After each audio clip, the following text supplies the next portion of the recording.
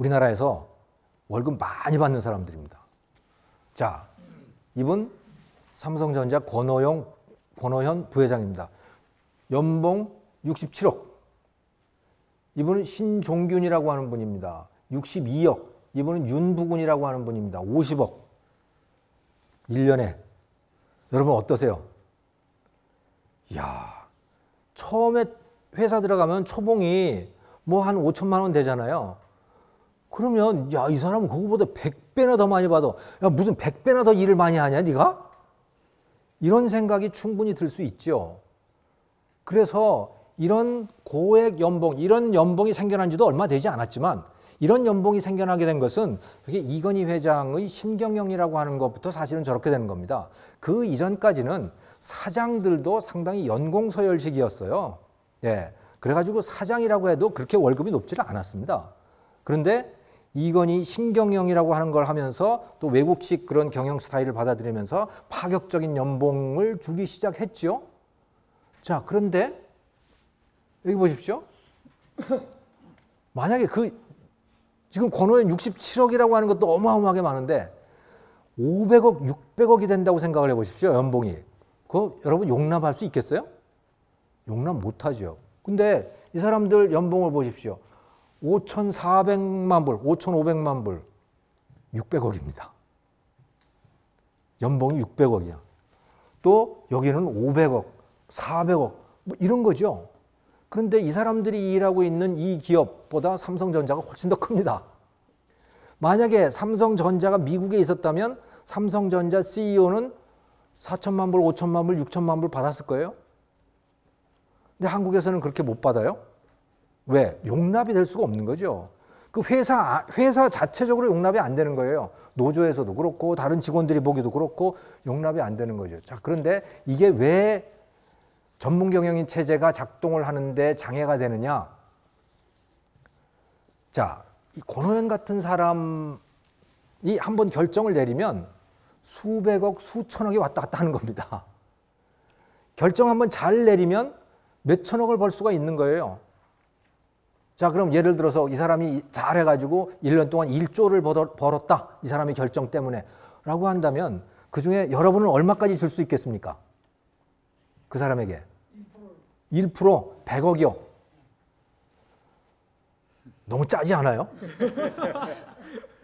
그러면 그런 결정을 할 때 최선을 다하겠냐는 겁니다. 한 10% 정도는 줘야 되는 거 아니에요? 예.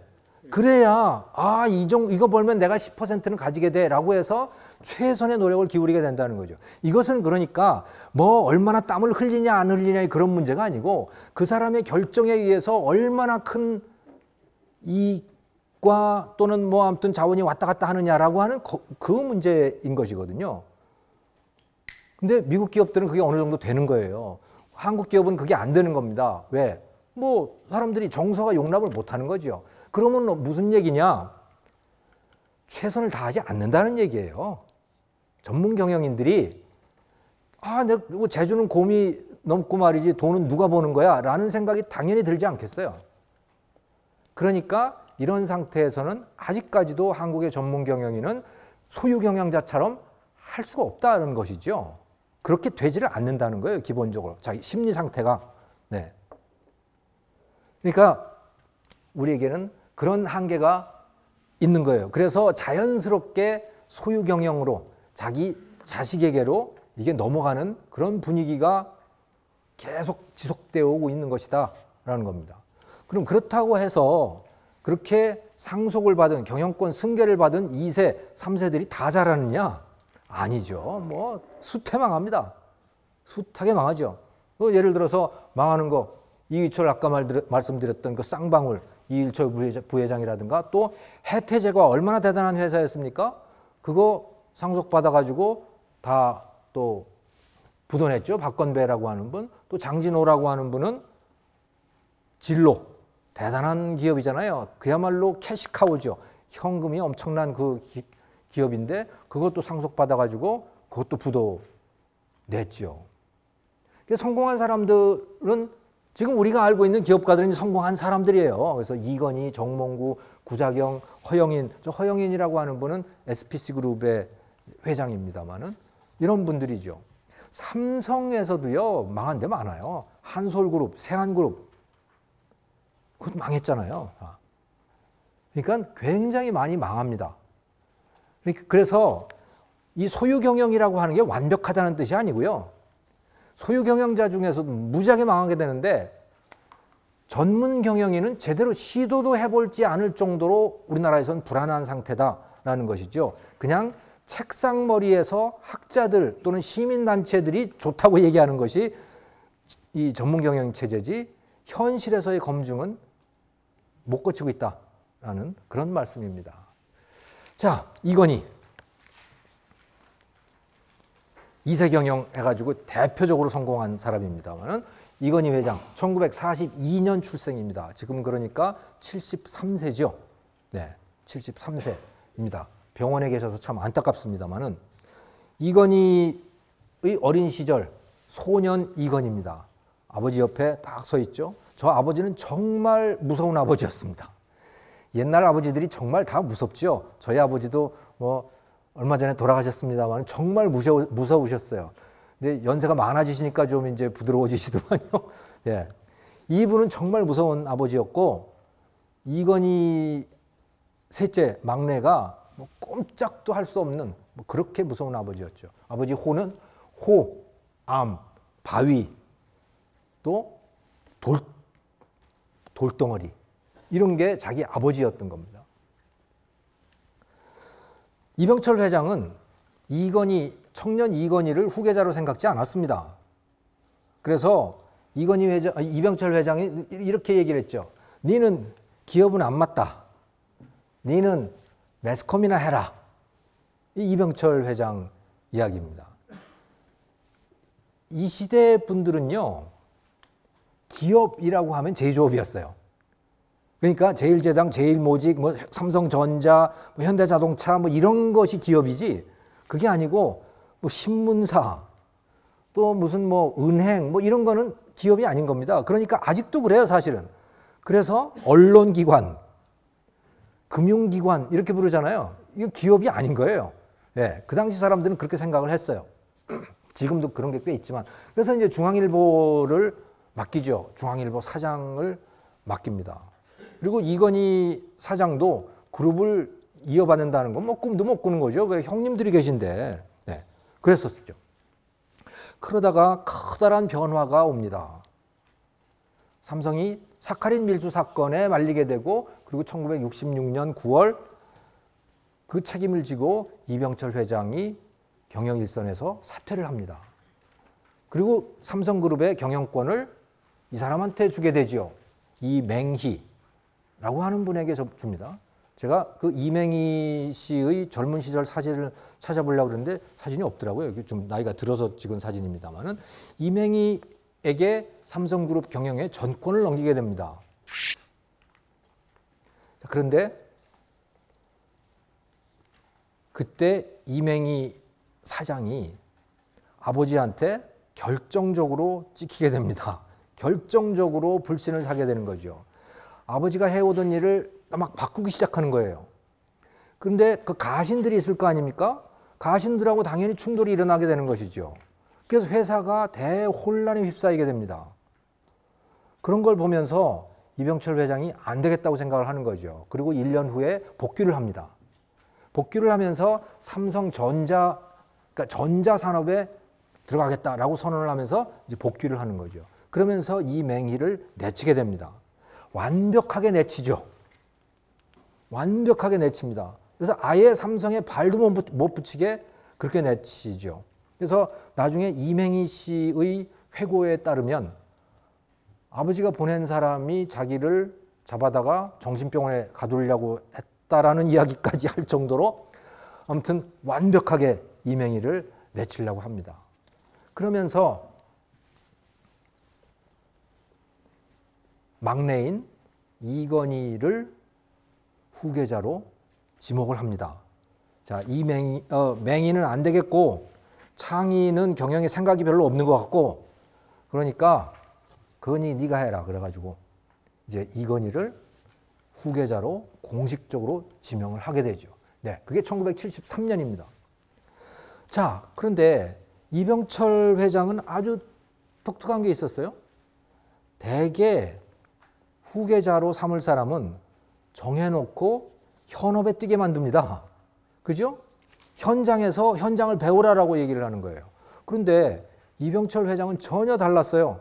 그게 아니고 자기 옆방에 방을 하나 마련해 뒀어요. 그리고 거기서 그냥 있으라 이거예요. 누구 만나지도 말고 그냥 거기 있으라고 그랬어요. 그리고 다른 회사의 임원들이 이병철 회장실에 보고하러 오다가 이건희 부회장에게 들리는 것도 싫어했어요. 그럴 정도로 그냥 가만히 있으라고 한 거죠. 가만히 있으라고 한 거예요. 근데 이것만은 하나 시킨 게 있었습니다. 자, 두 번째 퀴즈입니다. 이병철 회장 아버지는 아들에게 이건희 부회장에게 후계자 지명을 하면서 매일 이 일을 시켰습니다. 무슨 일을 시켰을까요? 네. 네. 신문 스크랩. 부회장에게 신문 스크랩 해오라 그랬다고요? 맞았습니다. 박수 한번 해주시죠. 네. 축하드립니다. 그거 어떻게 알았어요? 책에서 읽어봤어요. 아, 그러셨군요. 삼성그룹과 관련된 신문 기사를 스크랩 해가지고 자기한테 보고하라 그런 거예요. 부회장한테. 진짜 이해하기 힘든 일이죠. 진짜 이해하기 힘든 일입니다. 네. 그러면서 들어라. 니는 보고 듣기만 해라. 이거요. 이게 후계자한테 한 이야기입니다. 그럼 도대체 왜 이랬을까요? 이병철은 이런 사람이었습니다. 목계. 목계라고 하는 게 중국 우화에 나오는 이야기잖아요. 싸움닭이에요. 싸움닭의 최고봉은 뭐냐? 목계예요. 닭이 마치 나무닭 같은 거예요. 무슨 얘기냐? 가만히 있어도 상대방이 주눅이 들어가지고 그냥 꽁지를 빼고 도망가는 그런 싸움닭을 뜻하는 겁니다. 그게 목계예요. 그러니까 싸우지 않고 이기는 법. 그걸 배우라고 하는 거였습니다. 그래서 그렇게 내공을 쌓게 한 거예요. 그렇게 해서 내공이 쌓였는지는 잘 모르겠어요. 아무튼 근데 굉장히 특이한 언행을, 이건희 회장도 굉장히 특이한 언행을 하는 건 분명한 사실이죠. 네. 자, 그러다가 1987년에 아버지가 돌아가십니다. 그리고 부회장이던 이건희 부회장이 회장으로 올라서게 되죠. 자, 뭘 했을까요? 이제 뭘 해야 할까요? 뭘 했겠습니까? 아무것도 안 했습니다. 진짜 아무것도 안 했습니다.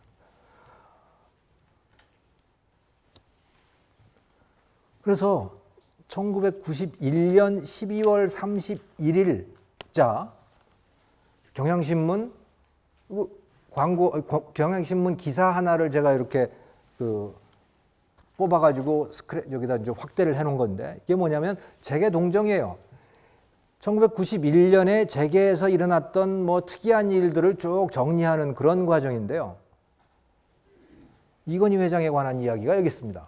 정상그룹을 이끌고 있는 이건희 삼성그룹 회장은 공식 석상에 거의 모습을 나타내지 않는 대신 와병설 등 끊임없는 루머에 시달렸으며, 뭐 그 뒤에는 이제 정주영 회장 얘기가 나옵니다만 정주영하고 김우중 싸우는 얘기가 그 다음에 나오죠. 네. 저 얘기는 우리 세 번째 시간에 했던가요? 두 번째 시간에 했나요? 네. 칩거를 하는 거예요. 도대체 나타나지는 않아요, 사람이. 이건희 회장은. 그렇게 6년을 있습니다. 그러니까 별 희한한 소문들이 다 돌아다녔죠. 저도 아직도 기억이 나요. 무슨 뭐 마약을 한다는 둥, 집에 틀어박혀가지고선 비디오만 보고 있다는 둥, 무슨 뭐 엘리베이터 거울하고 뭐가 어쨌다는 둥 해가면서 별 소문들이 다 돌아다녔어요. 그런데도 안 나타나더라고요. 네. 그러다가 짠 하고 나타나죠. 1993년이었습니다. 어느 날 갑자기 나타나서는 마누라하고 자식만 빼놓고는 다 바꾸라는 거예요. 마누라하고 자식만 빼놓은 건 다 바꾸라는 거예요. 사람들이 깜짝 놀랐죠. 이게 무슨 말이야 도대체. 그리고 아무 말도 안 하고 숨어만 있던 사람이 나와서 이렇게 하니까 더 그게 화제가 된 겁니다. 그래서 그야말로 국가적인 이슈가 됐었죠. 이 말이. 그리고 나서 6개월 동안 1200명을 데리고 돌아다녔던가요? 6개월 동안 8개 도시를 돌아다니면서 350시간을 토의를 합니다. 국내에서 멀쩡히 일 잘하고 있는 사장, 부사장, 전무들을 다 밖으로 끌어낸 거예요. 일도 못하게. 이거 일 못하면 어떡합니까? 어차피 지금 망할 거니까. 괜찮아. 그러니까 여기서 제대로 공부나 하면 그나마도 다행이야. 그러면 나중에 안 망할 수도 있으니까. 망하는 거 걱정하지 말아요. 진짜 그랬어요. 회사 망하는 거 걱정하지 말라고. 그리고 이분이 또 했던 얘기가 뭐냐면 나는 삼성그룹 망해도 나 한 5대쯤 먹고 살 돈 있어. 진짜 그랬어요. 그런데 당신들은 어떡할 거야? 회사 망하면 당신들은 어떡하려고 그래? 그러니까 망하지 말게 좀 해보자고 라는 이야기입니다. 그래서 그 많은 사람들, 그 사장, 부사장, 전무 뭐 이런 사람들을 해외로 다 나오게 해가지고 프랑크푸르트 해가지고 동경, 후쿠오카, 오사카 이런 데를 쭉 돌아다니면서 거기서 토론을 하게 하는 거예요. 그때 토론하고 강의했던 것을 원고로 다 그러니까 파일로 만들었는데 그 분량이 A4 8,500매입니다. 그러니까 6년 동안 말 못하던 사람이 그냥 하루 딱 정해더니 그때부터 이제 털어놓기 시작하는 거예요. 미친 것처럼. 네. 그야말로 충격요법을 쓰기 시작하는 것이죠. 근데 이때 이 사람이 그동안 이런 걸 하려고 마음을 먹고 별로 오긴 했지만 결정적인 계기가 됐던 것은 뭐냐면 동경에서 프랑크푸르트로 가는 비행기에서 동영상 하나를 받은 겁니다. 그 동영상에 뭐가 있었냐면 기가 막힌 게 있었던 거예요. 그게 뭐냐? 삼성전자에서 세탁기를 만드는데 문짝이 불량이 난 거예요. 세탁기 문짝이. 그게 잘 안 맞는 거예요. 그걸 맞추려고 그걸 칼로 깎는 거예요. 거기서 직원이 칼로 그걸 깎고 있는 거예요. 그리고 그걸 맞추는 거야. 그걸 보고서는 삼성의 수준을 확실하게 깨닫게 되는 거죠. 회장이. 그래서 이건 도저히 안 되겠다라고 해가지고 그때부터 이렇게 쏟아내기 시작한 겁니다. 사실은 그게 결정적 계기가 돼 있지만 그 이전까지 뭐 별로 오긴 했었겠죠. 네. 그런데도 사람들이 안 바뀝니다. 안 바뀌어요. 그게 하루아침에 바뀌겠어요? 회장이 뭐 그런다고 뭐 몇만 명씩 되는 그 사람들이 하루아침에 그게 바뀌어지겠냐고요. 안 바뀌죠. 그래서 충격요법을 씁니다. 뭐냐? 애니콜 화형식이라고 하는 걸 해요. 그 당시에 애니콜이 만들어지기 시작했는데 휴대전화. 그 애니콜 또 팩시밀리 이런 것들을 시중에 유통 중인 것들을 다 수거를 해가지고요. 500억 원어치예요. 1994년에 500억 원어치면 지금으로 하면 한 5천억 원 정도 될 거예요. 그런 것들을 삼성전자 구미공장 그 운동장에다가 갖다 쌓아놓고 임원들한테 햄머 하나씩을 들린 겁니다. 그래서 두드려 부시라고 해요. 그걸. 두드려 부시라는 거예요. 그리고선 거기다가 기름을 부어가지고 다 태워버린 겁니다. 이 기가 막힌 일이죠. 이거 어떡하자는 얘기냐, 이게. 회사 망하자는 얘기냐? 이건희 회장은 늘 그랬어요. 이 무렵에 이건희 회장은 회사 망한다. 이렇게 하나 저렇게 하나 망하는 건 마찬가지다. 그러니까 한번 변해나 한번 보자. 라는 이야기를 계속 하거든요. 이것도 그런 것의 하나죠. 또 칠사제라고 하는 걸 하잖아요. 칠사제. 7시 출근해가지고 4시 퇴근하는 거예요. 사람들이 7은 이해를 했어요. 아, 일을 많이 하라는 거구나. 4는 이해를 못했어요. 그럼 4시에 퇴근해가지고 뭐 하라는 얘기야? 4시부터 술 먹을 수도 없는 거고. 진짜 황당했죠. 그래가지고 사람들이 퇴근하고 도로 들어와 가지고서는 회사에 몰래 숨어 들어와 가지고선 근무하고 뭐 그러고 그랬었죠. 이렇게 충격요법을 줬지만 잘 안 변했어요. 잘 안 변했었습니다. 그러다가 변하기 시작한 게 외환위기 때죠. 삼성 자동차가 망하잖아요. 삼성 자동차가 망하면서 진짜 삼성도 망하네?